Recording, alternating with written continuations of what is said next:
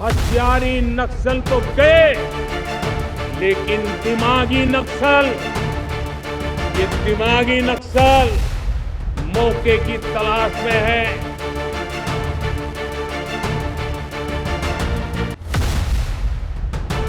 आपके द्वारा किया गया ये पाप इस देश की जनता कभी माफ नहीं करेगी, कभी माफ नहीं करेगी। जरा सोचिए कि जिस वंदे मातरम के नाम से आजादी के परवानों के दिलों में आग लग जाती थी और जो गीत अंग्रेजों की नींद उड़ा देता था, आज उसी गीत को लेकर देश की सियासत में एक बार फिर से बहुत बड़ा भूचाल आ चुका है। आज के इस खास विश्लेषण में हम आपको बताएंगे कि आखिर कैसे कांग्रेस दफ्तर में वंदे मातरम के गान को रोकने पर देश भर में सियासी संग्राम छिड़ गया है। आज हम जानेंगे कि केंद्रीय गृह मंत्री अमित शाह ने सोनिया गांधी और कांग्रेस पार्टी पर क्या तीखा हमला बोला है। इसके साथ ही हम इतिहास के पन्नों को पलटकर यह भी समझेंगे कि वंदे मातरम की उत्पत्ति कैसे हुई थी, क्योंकि आजादी से पहले इस गीत को लेकर विवाद शुरू हुआ था और कैसे मुस्लिम लीग के दबाव और सांप्रदायिक तनाव के बीच कांग्रेस ने 1937 में इसे लेकर एक बहुत बड़ा फैसला किया था और कैसे अंत में वंदे मातरम को देश के राष्ट्रीय गीत का दर्जा मिला। साथ ही हम यह भी जानेंगे कि इस पूरे विवाद पर बंकिम चंद्र चट्टोपाध्याय के वंशज ने क्या कड़ा ऐतराज जताया है और क्यों देश की राजनीति में यह सबसे बड़ा मुद्दा बन गया है। आइए शुरुआत से पूरी कहानी को बिल्कुल आसान भाषा में आपको समझाने का प्रयास करते हैं। नमस्कार, मैं राहुल अवस्थी और आप देख रहे हैं TV7 भारत। सबसे पहले आपको पूरा मामला विस्तार से बताते हैं कि आखिर यह पूरा विवाद शुरू कहां से हुआ। बात दरअसल ये है कि स्वतंत्रता दिवस यानी 15 अगस्त के दिन दिल्ली में कांग्रेस मुख्यालय पर ध्वजारोहण का कार्यक्रम चल रहा था। उसी दौरान सोनिया गांधी, राहुल गांधी और कांग्रेस पार्टी के अध्यक्ष मल्लिकार्जुन खड़गे समेत तमाम बड़े नेता वहां मौजूद थे। ध्वजारोहण के बाद जब नियम के मुताबिक पूरा वंदे मातरम गाया जाने लगा, ठीक उसी दौरान मंच पर मौजूद कांग्रेस की वरिष्ठ नेता सोनिया गांधी कुछ नाराज और असहज सी नजर आईं। वे इशारों ही इशारों में कांग्रेस के अध्यक्ष को कुछ कहती हुई दिखाई दी। इस पूरी घटना के बाद राजनीतिक गलियारों में यह दावा किया जाने लगा कि सोनिया गांधी ने पूरा वंदे मातरम गाए जाने पर अपनी कड़ी आपत्ति जताई थी। और जो वीडियो सामने आई है उसमें साफ तौर पर आप देख सकते हैं कि खुद को युवाओं की आवाज बनने का दावा करने वाले राहुल गांधी, ये वीडियो जो आप अपनी स्क्रीन पर देख रहे हैं, इस वीडियो में आप साफ तौर पर देख सकते हैं कि वंदे मातरम गायन के दौरान राहुल गांधी बिल्कुल वैसे ही चुप्पी साधे हैं जैसे झारखंड में छात्र आंदोलन पर उनकी आवाज बंद है। आप देखिए, राष्ट्रगान या राष्ट्रगीत के गायन के समय राष्ट्र के सम्मान में सावधान की मुद्रा में हम उसका गायन करते हैं, लेकिन यहाँ सावधान मुद्रा के बावजूद भी राहुल गांधी अपने ओठों पर चुप्पी साधे जैसे वो राष्ट्रगीत या तो जानते ही नहीं है या गाना ही नहीं चाहते हैं, क्योंकि बीजेपी सरकार ने इसके पूरे गायन का कानून बनाया है। शायद इसलिए वो राष्ट्रगीत नहीं गाना चाहते या फिर वोट बैंक के लिए वो ऐसा कर रहे हैं। और दूसरी बात, जब वंदे मातरम चल रहा था तब तस्वीरों में आप देखिए सब कुछ सही है। कांग्रेस के राष्ट्रीय अध्यक्ष मल्लिकार्जुन खड़गे सावधान की मुद्रा में वंदे मातरम का गायन भी कर रहे हैं। फिर अचानक से सोनिया गांधी को ऐसा क्या हुआ जो एकदम से हैरान हो रही हैं, हाथ से रोकने का इशारा कर रही हैं। लेकिन तभी एक व्यक्ति सबसे पहले राहुल गांधी के पास आता है। आप स्क्रीन पर देख सकते हैं, एक व्यक्ति पीछे से आ रहा है और वो उनके कान में कुछ हाथ से इशारा करते हुए कहता है। फिर वह खड़गे जी के पास आकर मानो ये कहता है कि राष्ट्रगीत को हम बीच में बंद नहीं कर सकते। पूरा मीडिया खड़ा है, साहब कैमरे चल रहे हैं। हालांकि कांग्रेस पार्टी ने बाद में इस पूरे मामले में सफाई देते हुए ये जरूर कहा है कि पूरा वंदे मातरम गाया गया था, लेकिन तब तक यह वीडियो सोशल मीडिया और न्यूज चैनलों पर आग की तरह फैल चुका था और अब इस पर एक बहुत बड़ा सियासी घमासान छिड़ गया है। इस मामले पर देश के गृह मंत्री अमित शाह ने कांग्रेस पर एक बहुत बड़ा और तीखा हमला बोला है। अमित शाह ने राजस्थान के चित्तौड़गढ़ में एक जनसभा के दौरान उन्होंने बेहद कड़े शब्दों में कहा कि जब 80 साल के बाद बंकिम चंद्र जी का यह अमर गीत फिर से पूरे सम्मान के साथ गूंज रहा है, तो ये बात कांग्रेस नेताओं को रास क्यों नहीं आ रही है। उन्होंने कहा कि देश के 140 करोड़ जनता, जो देश की 140 करोड़ जनता है, वह सब कुछ बहुत गौर से देख रही है, समझ रही है, और कांग्रेस द्वारा किया गया यह कृत्य एक ऐसा पाप है जिसे देश की जनता कभी माफ नहीं करेगी। इतना ही नहीं, उन्होंने यहां तक कह दिया कि कोई सपने में भी ये कैसे सोच सकता है कि वंदे मातरम का गान बीच में ही अधूरा छोड़ दिया जाए।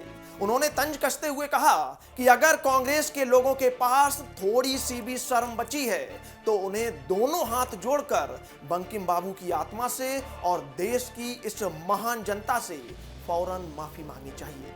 उन्होंने याद दिलाया कि बंकिम चंद्र चटर्जी की इस अमर कृति यानी वंदे मातरम के 2 शब्द बोलते हुए ही देश के हजारों लाखों वीर सपूत हंसते हंसते फांसी के फंदे पर झूल गए थे।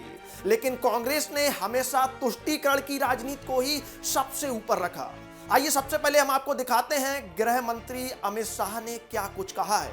उनका सबसे पहले ये बयान सुनिए। कांग्रेस पार्टी के मुख्यालय पर वंदे मातरम का गान हो रहा था।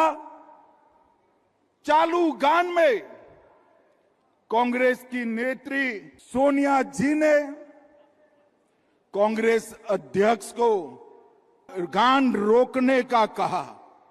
हम सब टीवी पर देखते रह गए। 80 साल के बाद बंकिम बाबू का ये अमर मंत्र, अमर गान जब फिर से सम्मान प्राप्त कर रहा है, वो भी सोनिया जी को राज नहीं आता है। सोनिया जी, 140 करोड़ की जनता आपको देख रही है। आपके द्वारा किया गया ये पाप इस देश की जनता कभी माफ नहीं करेगी, कभी माफ नहीं करेगी। कोई स्वप्न में भी कैसे सोच सकता है कि वंदे मातरम उसका गान अधूरा छोड़ दिया जाए। कांग्रेसियों को शर्म आनी चाहिए, और जरा भी शर्म बची है तो 2 हाथ जोड़कर बंकिम बाबू की अमर आत्मा से और देश की जनता से माफी मांगनी चाहिए। अब जरा इतिहास के पन्नों को पलटकर यह भी हम आपको बता देते हैं कि आखिर यह अमर गीत कहां से आया था और इसका इतिहास क्या रहा है। बंकिम चंद्र चटर्जी ने वंदे मातरम को 1870 के दशक में लिखा था और 1882 में उनके मशहूर बंगाली उपन्यास जिसका नाम आनंद मठ है, उसमें इसका प्रकाशन किया गया था। इसके बाद 1896 में रविंद्रनाथ टैगोर ने इसे पहली बार कांग्रेस के एक अधिवेशन में गाया था, और देखते ही देखते यह गीत भारत के स्वतंत्रता आंदोलन का एक बहुत बड़ा नारा बन गया था। लेकिन बहुत कम समय में ही इसका विरोध भी शुरू हो गया। कुछ मुस्लिम नेताओं ने इस पर कड़ी आपत्ति जताई और उन्होंने ये तर्क दिया कि इसमें राष्ट्र को एक हिंदू देवी के रूप में दर्शाया गया है, जो उनकी मान्यताओं के विपरीत है। उनका मानना था कि वंदे मातरम यानी कि भारत माता को भारत से तुलना की गई है और भारत को एक महिला के रूप में, एक माता के रूप में दर्शाया गया है, जो कि उनकी मुस्लिम रीति रिवाजों के बिल्कुल खिलाफ है। और वक्त के साथ जब यह विवाद और ज्यादा बढ़ने लगा तो इस तनाव को सुलझाने के लिए कांग्रेस ने 1937 में एक समिति बनाई थी, और इस समिति में रविंद्रनाथ टैगोर, सुभाष चंद्र बोस, मौलाना अबुल कलाम आजाद और जवाहरलाल नेहरू जैसे बड़े नाम शामिल थे। ये नाम उस समय के सबसे दिग्गज चेहरों में थे। आखिरकार समिति ने यह फैसला लिया कि वंदे मातरम के सिर्फ पहले 2 छंद ही गाए जाएंगे, जो गैर धार्मिक शब्दों में मातृभूमि की स्तुति करते हैं, यानी कि किसी भी धर्म को बढ़ावा नहीं देते हैं, किसी भी धर्म के लिए नहीं बोलते हैं। और इसीलिए कांग्रेस ने वंदे मातरम के सिर्फ 2 छंद गाने की अनुमति दी, और इसके बाद आधिकारिक कार्यक्रम और कांग्रेस के अधिवेशनों में सिर्फ पहले 2 छंद ही गाए जाने लगे। हालांकि मोहम्मद अली जिन्ना के नेतृत्व वाली मुस्लिम लीग इससे फिर भी संतुष्ट नहीं हुई और आखिरकार 1940 के आते आते कांग्रेस ने अपने अधिवेशन में भी अब इस गीत के गायन को आधिकारिक रूप से प्रतिबंध लगा दिया था, यानी कि वंदे मातरम गायन पर पूरी तरह से रोक लगा दी गई। और फिर लंबी बहसों और ऐतिहासिक सफर के बाद जब भारत अंग्रेजों से आजाद हुआ और आजादी मिलने के ठीक बाद यानी 24 जनवरी 1950 को देश के पहले राष्ट्रपति डॉक्टर राजेंद्र प्रसाद ने संविधान सभा में यह घोषणा की कि वंदे मातरम को भारत के राष्ट्रीय गीत के रूप में आधिकारिक रूप से अपनाया जाता है और तब से यह वंदे मातरम भारत का राष्ट्रीय गीत बना। लेकिन सवाल यह है जो मैं आपसे पूछना चाहता हूं कि आजादी के इतने साल बाद भी राष्ट्रीय गीत को लेकर इस तरह की सियासत क्यों हो रही है। बंकिम चंद्र चट्टोपाध्याय के वंशज और पश्चिम बंगाल के नैहाटी से बीजेपी विधायक सुमित्रो चटर्जी ने एक पत्र लिखकर इस घटना पर बहुत गहरा दुख जताया है और सोनिया गांधी से बिना शर्त माफी की मांग की है। अब मुख्य मुद्दा यही है कि क्या वोट बैंक की राजनीति के लिए हमारे राष्ट्रीय प्रतीकों और गौरव के साथ इस तरह का समझौता करना सही है? क्या देश के इतने बड़े सम्मान का इस तरह अपमान करना जायज है? आप इस पूरे मामले पर क्या सोचते हैं? हमें कमेंट्स करके अपनी राय जरूर बताइएगा और यह भी बताइएगा कि क्या कांग्रेस को इस बात के लिए देश की जनता से माफी मांगनी चाहिए।